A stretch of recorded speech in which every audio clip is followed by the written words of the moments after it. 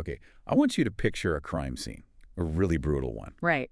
And in this room, the physical evidence, I'm talking DNA, fingerprints, footprints, it all points overwhelmingly, almost mathematically, to one specific person. An open and shut case, you'd think. Exactly. Right. But the police and the prosecutor, they decide to just ignore that person almost entirely. Instead, they focus their entire multi-year investigation on a college student. A student against whom there is, and I mean this literally, essentially zero physical trace evidence in the actual murder room. It sounds like the plot of a bad conspiracy thriller, doesn't it? It really does. But it's actually a textbook case study in cognitive bias. It's what happens when a story takes hold of an investigation and you start squeezing the evidence to make it fit rather than, the other way around. We are, of course, talking about the Amanda Knox saga, but I want to be really clear right off the bat. We are not doing the tabloid version today. Yeah. We're not here to debate her demeanor or her nickname. I've got the case files right here, the forensic reports, the timelines, the absolutely scathing Supreme Court rulings. And when you look through this stack, it's not just a story about a murder in Perugia in 2007. It looks like a masterclass in how not to conduct an investigation.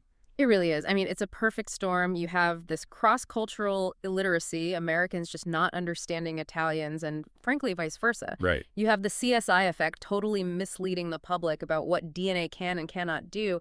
And then you have a prosecutor, Giuliano Mignini, who was, he seemed obsessed with a very specific, almost cinematic type of narrative. And that's what we're diving into today. Not just, did she do it? Because, look, the courts eventually answered that definitively. But how? How did a modern justice system hallucinate a guilt that just wasn't there for 8 years? 8 years. We're going to unpack the mechanics of a false confession, the actual science of low copy number DNA, and just the sheer inertia of a legal system that refuses to admit it made a mistake. And to really understand that hallucination, you have to start with the setting, because this didn't happen in a vacuum. It happened in a fishbowl. Right. Perugia, Italy, 2007. I mean, for anyone who hasn't been, it's a university town. It's famous for its chocolate festival, these incredible medieval walls. It's the kind of place parents feel safe sending their kids for a semester abroad. Absolutely. It feels cultured, removed from the grit of a big city like Rome or Naples. Picturesque. It is picturesque, but small towns have a very specific social dynamic. Everyone watches everyone. And into this very specific environment walks Amanda Knox. Okay, so let's set her up. Who was she at this point? She's 20 years old, a linguistics student from the University of Washington. Her family, her friends, they all describe her as incredibly outgoing, maybe a little hippie-ish, but also, and this is so key to what happens next, very unwary. Unwary is, it's a polite way of saying naive, isn't it? A little, yes, but also just culturally distinct. You have to remember, in Seattle, being loud and touchy-feely and a bit eccentric, that's pretty normal for a college kid. Sure. In a conservative Italian hill town, it reads differently. It's perceived very, very differently. And then we have the victim, Meredith Kercher. Meredith. She was 21, a British exchange student from Leeds University. And by all accounts, just a completely different personality. She was diligent, very serious about her studies in European politics, and incredibly close with her family back in the UK. And the tragedy here, which I really want to keep coming back to, is that Meredith so often gets reduced to just a prop in the Amanda show. She does. Her memory gets lost in the circus. So let's talk about their living situation. Yeah. They move into this cottage on Via della Pergola 7. Can you paint a picture of that for us? Sure. It's this ground floor apartment kind of set into a hillside. It was a classic student share house. 4 bedrooms. 4 bedrooms. Yep. So you had Amanda and Meredith, who were the 2 foreigners. And then 2 Italian women, both trainee lawyers, actually, in their late 20s. One of them was Filomena Romanelli. And the timeline here is surprisingly short. I think a lot of people who followed this in the media, they assume Knox and Kercher were, long-term frenemies or something. That's a really crucial detail. They had only lived together for a few weeks. A few weeks. Barely. Knox moved in on September 20th, and Meredith had moved in around September 10th. They were practically strangers. They were still in that awkward, figuring out the chore wheel phase of being roommates. Right. They ran in totally different circles. Meredith had her group of English friends.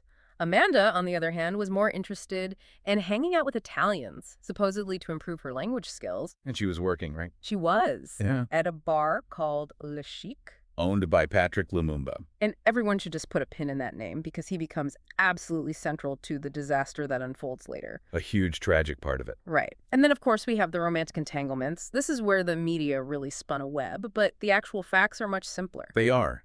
Amanda meets Raffaele Solicito at a classical music concert. And this detail just blew my mind when I really dug into the official timeline. She met him on October 25th. That is exactly 1 week before the murder. 7 days. Just think about the first week of any new relationship. You are inseparable, you're obsessed, you're living in this little bubble. You barely know the other person's middle name. Exactly, let alone their deep, dark secrets. Yet the prosecution later built this entire theory that these two were partners in some long-standing deviant crime ring. It just doesn't track. Okay. So, we have the new boyfriend Solicito, we have the downstairs neighbors, a group of young Italian men. One was named Giacomo Silenzi. And it's through them, through the downstairs apartment, that we get introduced to the actual catalyst of this whole nightmare. Rudy Guede. Rudy Guede. He was a local drifter, originally from the Ivory Coast. He was known around Perugia, played basketball at the local court. He was an acquaintance of the guys living in the basement apartment. And importantly, he had been inside that house before. He knew the layout. Okay, so the cast is set. Let's go to the night in question. Halloween has just passed. It's November 1st, which is a public holiday in Italy. All Saints' Day. Right, so the Italian roommates, Philomena and the other woman, they're out of town for the holiday weekend. The cottage is half empty. So what does Meredith do? Meredith spends the evening having dinner with her English friends at their apartment. She heads home relatively early, gets back to the cottage around 9 p.m. And Amanda. Amanda claims she is at Raffaele's apartment, just the two of them. They watched the movie Amelie, smoked a bit of marijuana, and just stayed in. A typical night for a new couple. So night falls, silence descends on the cottage, and then we hit the morning of November 2nd. This is where the timeline gets incredibly granular and very contested. Very. So Amanda says she wakes up at Raffaele's and heads back to the cottage sometime after 10 a.m. to shower and get a change of clothes. And she notices things are off. Anomalies, as she called them in her statement. The front door is wide open. Now, if I came home and my front door was wide open, I'd probably call the police immediately. Most people would, but she enters. She calls out for Meredith. There's no answer. She goes into her room, then decides to take a shower. And this is where that whole behavioral analysis thing really starts to kick in against her later on, right? Yeah. The perception of her actions. Oh, absolutely. Because while she's in the bathroom, she sees blood. Not a massacre scene, but, drops on the sink what looks like a bloody footprint on the bath mat. And what does she do? She rationalizes. And this is important. She assumes it's menstrual blood, or maybe Meredith cut herself shaving. It's a psychological phenomenon called normalcy bias. We tend to interpret strange things as normal for as long as we possibly can because the alternative is just too terrifying to contemplate. But then something breaks that normalcy bias. Yes. She sees that Meredith's bedroom door is locked. And that's not normal. That's the trigger. Meredith never locked her door. And that's when Amanda starts to panic. So what was her first move? She tries calling Meredith's phones, her Italian one and her English one. No answer. She calls Philomena, the other roommate. And then at 12:47 p.m., she calls her mom in Seattle. That phone call became a huge weapon in court, didn't it? The prosecution really hammered on that. Why call your mom in Seattle? Why not the police? Right. They argued that calling her mom proved she was looking for guidance on how to cover it all up. Or they argued that 12:47 p.m. was too late for her to be genuinely panicked, suggesting she already knew what happened. But, from a psychological perspective, who does a scared, confused 20-year-old call? Their parent. It's the most natural reaction in the world. Okay, so while she's doing this, Solicito calls the Carabinieri, the Italian National Police. He does. But before they can even arrive, postal police show up. This is just one of those weird quirks of the story that sounds made up. Why are the postal police there? They weren't there for the murder. They were there because those two phones belonging to Meredith had been found tossed in a nearby garden. Someone found them and turned them in. It's just a collision of coincidences. A total collision. So you have the postal police arriving to return these phones, and they find Amanda and Raphael waiting outside for the Carabinieri. Then Philomena arrives with a friend. The friend eventually gets fed up waiting and just kicks the bedroom door down. And the scene inside is horrific. It's horrific. Meredith is found under a duvet. Her throat has been cut. There are signs of sexual assault. It's a chaotic, violent, bloody scene. And almost immediately, that investigative tunnel vision we talked about just snaps into place. It's instantaneous.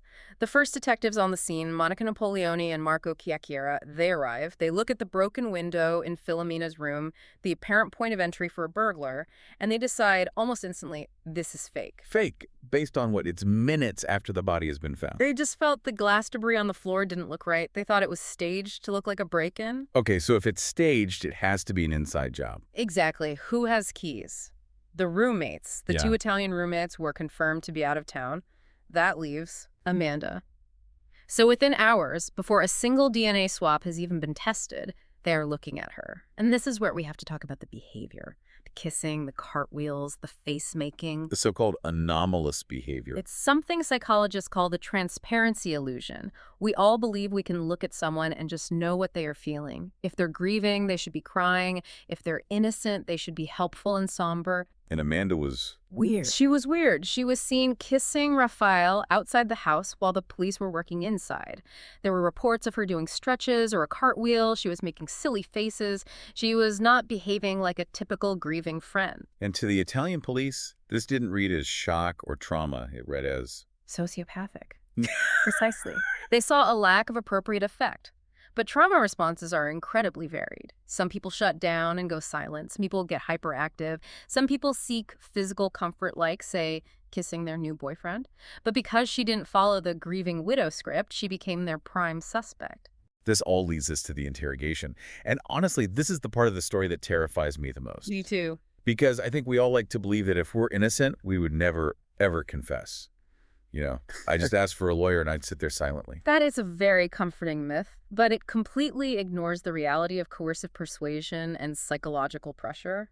So we're talking about the night of November 5th into the 6th. Right. Amanda voluntarily goes to the station. She's not even under arrest at this point. She thinks she's a witness helping the police. But once she's in that room, the trap just snaps shut. Can you set the scene for us? What were the conditions like? Well, it's the middle of the night. She's been questioned on and off for days, so she's severely sleep-deprived. She has no lawyer present. And crucially, she has no professional interpreter. No interpreter, but she was still learning Italian. Exactly. She's relying on her intermediate Italian skills and the police's broken English. The potential for miscommunication is just, it's immense. And the police at this point, they aren't just asking questions anymore, are they? No. They are using a technique that is very similar to the Reed technique used in the U.S. They are maximizing the pressure. They're telling her, we know you were there. We have proof. Your memory is wrong. What proof did they claim to have? They showed her a text message she had sent to her boss, Patrick Lumumba, earlier that day. It just said, see you later. Have a good evening. Which was just a standard reply to him telling her not to come into work that night. Correct. A totally innocuous text. But the police screamed at her that see you later was a secret code, that it meant she was meeting him for sex or to commit the murder. They told her she had trauma-induced amnesia. They're telling her she can't trust her own mind. They literally said, you were there, you just blocked it out because it was so horrible. If you don't remember, you'll go to jail for life. But if you help us remember, we can help you. That is pure gaslighting. They are replacing her reality with theirs. It is the textbook definition of what leads to an internalized false confession. Under that kind of extreme, prolonged stress, the brain just seeks a way out. If multiple authority figures are telling you your memory is wrong, you start to doubt it. You start to imagine what might have happened just to make the pressure stop. And Amanda broke. She broke. She signed a statement written in Italian by the police saying she was in the kitchen covering her ears to block out Meredith's screams while Patrick Lumumba killed her. She implicated her boss, a completely innocent man. And that's the real tragedy of that night. She didn't just pick his name out of thin air. She picked him because the police had just spent hours putting his name in her mouth because of that text message. She capitulated to their version of events. So based on this confession, which, it's important to note, she recanted almost immediately after she was allowed to get some sleep and think clearly. Immediately. They arrest Amanda, Raphael, and Patrick. They parade them in front of the cameras. The headlines read, "Case closed." But the Lumumba theory had a shelf life of about 2 weeks. Why so short? Because Patrick had an absolutely ironclad alibi. He was bartending at his bar that night. Hundreds of people saw him. He had receipts. He was a university professor, for goodness sake. He was released. But the damage was done. And this is a key legal point, right? Even after the murder charge against him was dropped, Yeah. the fact that she accused him stuck to her like glue. It became the original sin of her defense. She was charged with calumnia, which is a specific crime in Italy. It's more than slander. It's knowingly accusing an innocent person. And the logic of the court and the public became, if she's so innocent, why did she lie and accuse an innocent black man? She must be a liar. It just acted as a bias anchor. It poisoned the well. No matter what evidence came out later, she was always the girl who framed an innocent man. Yes. And even though the European Court of Human Rights later ruled, years later, that her rights were violated during that interrogation, no lawyer, no interpreter, that slander conviction still stands today. That's incredible. It's as if the system is saying, okay, we might have been catastrophically wrong about the murder, but you were still wrong to confuse us in the first place. Unbelievable. So Lumumba is out. The police have a huge problem now. Their whole narrative has just collapsed. But then the forensic evidence starts coming back from the lab. And it points to someone who wasn't even on their radar. It points to Rudy Guede. Okay, so this is what I call the smoking gun that somehow wasn't enough.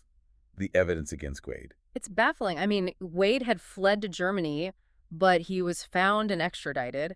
And the evidence against him wasn't subtle. It wasn't microscopic. It was everywhere. Let's list it out, because the contrast with the lack of evidence against Knox is just so vital here. Okay, so inside the murder room, we have his bloody fingerprints on the bedding. We have his DNA inside the victim from a vaginal swab. Okay, so sexual assault confirmed. Confirmed. Yeah. We have his DNA on the strap of Meredith's bra, which had been torn off.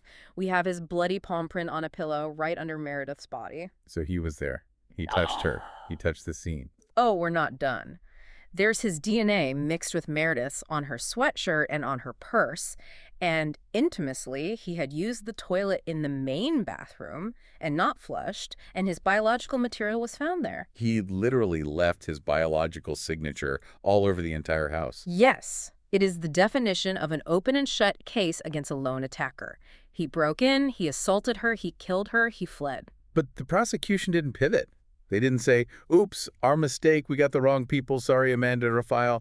They just, They just doubled down. They doubled down. They said, no, Guede wasn't the lone killer. He was just the third person in our sex game theory. But why? What was the logic there? This is where the legal strategy gets really twisted and, frankly, quite strange. Guede opted for what's called a fast-track trial. In Italy, you can get a reduced sentence if you agree to skip the full jury trial and just have your case heard by a judge. He was found guilty. He got 30 years.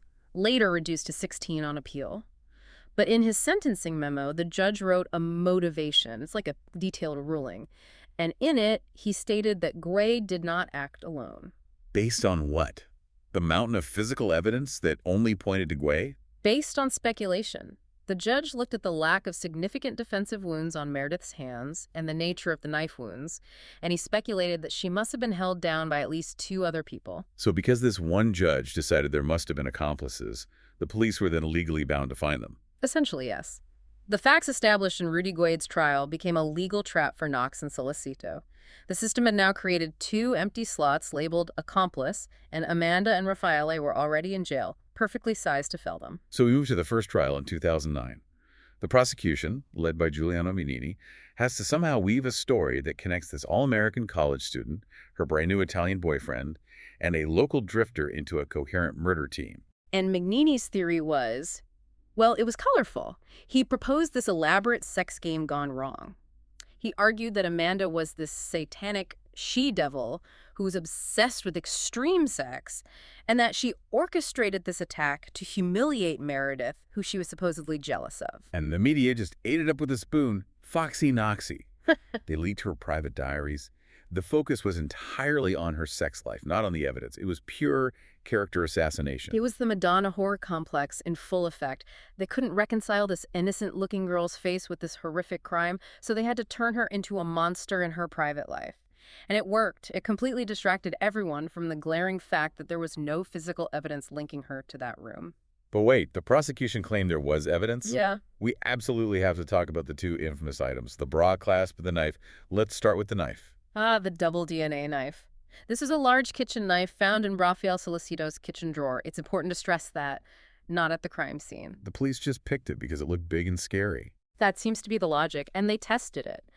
On the handle, they found Amanda's DNA. Which makes sense. She cooked dinner there. She was his girlfriend. Her DNA would be all over his apartment. Exactly. But they claimed, and this is the key word, claimed that they found a microscopic trace of Meredith's DNA on the very tip of the blade. And this is where we need to explain low copy number DNA. Because to a layman, a DNA match is a DNA match. It sounds like a smoking gun. It's not that simple at all. Think of it like a swimming pool. If I pour a whole bucket of red dye into it, it's really easy to test the water and prove definitively that it's red. That's a standard DNA sample. Okay. Low copy number, or LCN, is like dropping a single grain of red sugar into that same pool and then trying to prove that it's there. You're looking for a whisper in a hurricane of other data. So the sample on that blade was just a few cells. Barely. At that level, the background noise from the testing machine itself can look like a positive result. It's basically statistical static. And many forensic labs at the time refused to even use LCN results in court because they were so unreliable. And didn't the defense have a pretty simple logical question? Where is the blood? That's the absolute kicker. If this knife was used to slit a person's throat, it should have been covered in blood. There was zero blood found on it. So what was the prosecution's explanation for that? They argued that Amanda and Raphael must have meticulously scrubbed the knife with bleach to remove every single molecule of blood, but somehow magically they managed to leave behind a few of Meredith's skin cells on the blade while also leaving Amanda's DNA on the handle untouched. Which is chemically absurd. Bleach destroys DNA far more effectively than it destroys blood. It is physically impossible. Okay, so that's the nice. What about the bra clasp? This was the metal hook from Meredith's bra. The prosecution said it had Solicito's DNA on it. This one, in some ways, is even worse from a forensic standpoint. This tiny metal clasp was found on the floor of the crime scene 47 days after the murder. Wait, 47? 47 days. For 6 weeks, police, forensic teams, cleaners, and movers had been walking through that room. There is literally video footage of the collection process. You see the police walking around. One officer picks it up with a glove that looks visibly dirty. He passes it to another guy. At one point, they drop it on the floor. They pick it up again. So it's Contamination City. It is a textbook example of what's called secondary transfer. Solicito had been in the house before the murder. His DNA could have been on a doorknob, which an officer touched with his glove, and then that glove touched the clasp. Or his DNA could have just been in the dust on the floor that the clasp was lying in for 6 weeks. And yet, based on this incredibly flimsy evidence and the relentless character assassination, the jury convicted them. They did. December 2009. 26 years for Amanda Knox. 25 years for Raphael Solicito. I remember the reaction. In Perugia, the crowds in the square were cheering. They were shouting, "Assassin!" at her as she was driven away. But in the U.S., people were just horrified. It was seen as a medieval witch hunt. A total miscarriage of justice. This brings us to the next phase, the appeals roller coaster. Because this case didn't just end there. It bounced back and forth in the Italian system for years. It's really important to understand the Italian system here. In the U.S., if you're acquitted, it's over. Double jeopardy protects you. In Italy, a trial is seen as this multi-stage search for the ultimate truth. The prosecution can appeal an acquittal just as easily as the defense can appeal a conviction. So 2011, the Hellman appeal. And this really feels like the first time that sanity starts to enter the room. It really was. This new court, led by Judge Claudio Hellman, did something radical. It ordered a completely independent review of the DNA evidence. So not by the original police lab. No, they brought in 2 independent experts from Sapienza University and Rome people with absolutely no dog in this fight. And what did they find? They completely destroyed the prosecution's forensic case. They said the knife evidence was unreliable and, crucially, the result could not be replicated. They said the bra clasp was so obviously contaminated it should never have been admitted into evidence in the first place. They used phrases like glaring errors. They essentially said there is nothing here. And so, on October 3, 2011, Amanda and Raphael are acquitted. I remember watching the video of her just collapsing in tears in the courtroom. She flies back to Seattle. It feels like the end of the movie. But it wasn't. The prosecution, incredibly, appealed that acquittal to the highest court, the Supreme Court of Cassation. And in 2013, the Supreme Court annulled the acquittal and ordered a whole new trial. Why? I mean, if the science says innocent, how do you possibly argue with that? This is the ultimate clash between factual evidence and procedural logic. The Supreme Court didn't re-examine the evidence. They said the lower court, the Hellman court, had made logical errors. Logical errors. They argued that the court shouldn't have looked at each piece of evidence piece by piece. They called it slicing the salami. They said you have to look at the holistic picture, the sum of all the circumstantial evidence. Holistic sounds like a very fancy way of saying if you add up enough zeros, you eventually get a 1. That's exactly what the defense argued. The prosecution's case was a mosaic of nothing, but the Supreme Court didn't care. They sent it back for a retrial. So that's the Nancini retrial in Florence in 2014. And Amanda, smartly, stayed in Seattle for this one. Very wisely. And here's the absolute craziest part of this entire saga. For this retrial, they ordered new tests on that original knife. And guess what they found? I'm afraid to ask. They found no DNA of Meredith Kercher. None. The tiny, unreliable trace that the whole case was built on back in 2007 had either vanished or, more likely, never existed in the first place. So the prosecution's only physical evidence is now gone. The evidence against her is even weaker than it was before. Yes. But the court convicted her again. How? How was that possible? They fell back on that original Rudy Guede verdict, the one that stated as a judicial fact that he had accomplices. The court felt legally bound by that prior ruling. Their reasoning was essentially, we know Guede didn't act alone. Who else could it possibly be? It has to be them. They sentenced her to 28.5 years. That is genuinely terrifying. I mean, you're sitting in your home in Seattle. You know you're innocent. The science has now proven you are innocent. But a court 5,000 miles away in Florence says, nope, you're guilty. Come back and go to jail forever. But then comes the final twist. The case goes back to the Supreme Court one last time in 2015. And usually, if they find errors in a conviction, they just send it back for yet another retrial. This could have gone on forever. But they didn't do that this time. No. In a very rare and incredibly bold move, the Supreme Court decided to end it. They invoked a power they have to issue a definitive acquittal. They didn't just overturn the conviction, they shut the whole thing down. For good. And their final report, their written motivation, was scathing, wasn't it? It was a complete and utter takedown of the entire 8-year investigation. They used phrases like investigative amnesia, meaning the police conveniently forgot to investigate any leads that didn't fit their theory. They talked about guilty omissions and stunning flaws and glaring errors. They effectively said, there is no biological trace of these two people in the room where the murder was committed. They were not there. They did not commit the crime. Absolute definitive exoneration. Legally, yes, absolutely. But that brings us to the aftermath. Because, as we know, legally innocent and socially innocent are two very, very different things. Oh, absolutely. I mean, you could argue that Amanda Knox is patient zero of modern viral shaming. This all happened just as Facebook and Twitter were really taking off. She wasn't just a suspect in a crime, she was a meme. She was a content mill for tabloids on 2 continents. And she's trying to reclaim that narrative. She wrote a memoir, Waiting to be Heard. She hosts podcasts now about this very topic, about public shaming and the experience of wrongful conviction. She has.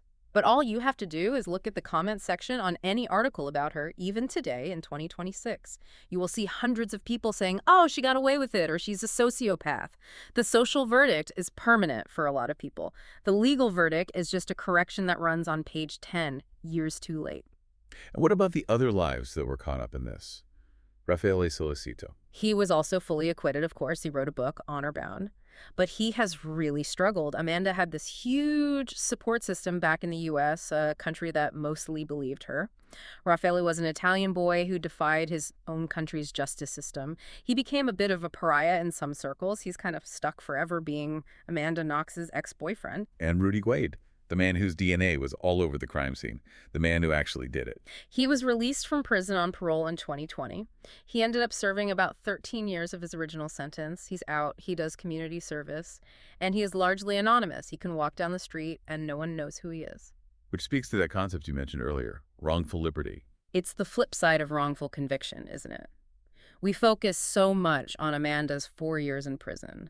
But for the years that the police were chasing Amanda, they weren't fully investigating Guede.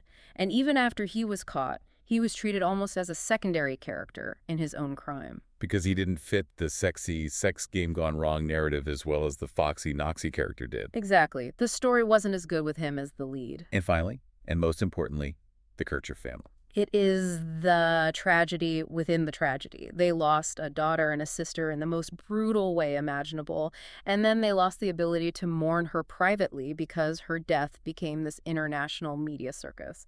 They have, over the years, expressed their deep frustration that Meredith is so often just a footnote in what everyone calls the Amanda Knox saga.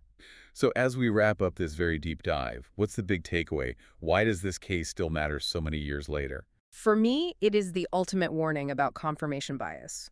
Once you decide you know the truth, your brain will subconsciously edit reality to support that truth. The police saw a weird girl kissing her boyfriend and decided guilty. After that, everything, even a complete lack of DNA, became further proof of guilt. There's no DNA. Well, they must have done a superhuman cleanup. Right. It's also a powerful warning about the fragility of forensic science. We watch shows like CSI and we think it's magic, we think it's infallible. But its interpretation is human beings looking at squiggly lines on a graph, and those humans can be biased or make mistakes. And finally, I think it's about the raw power of storytelling. The prosecution told a better story. It was a sexy, violent, dark, satanic story. The defense had a really boring story. She was at her boyfriend's house watching a movie. We are, as a species, hardwired to believe the more dramatic story, even when the boring one is the truth. The truth isn't always satisfying. Sometimes it's just messy and sad and mundane. Precisely. And that doesn't sell newspapers. Well, that is a lot to process. We have linked the full Supreme Court Cassation report, the final acquittal, in the show notes. If you want to see a legal system meticulously dismantling its own errors, it is a truly fascinating read. It really is something to see. Thank you so much for listening. Keep asking questions, and we'll see you in the next Deep Dive.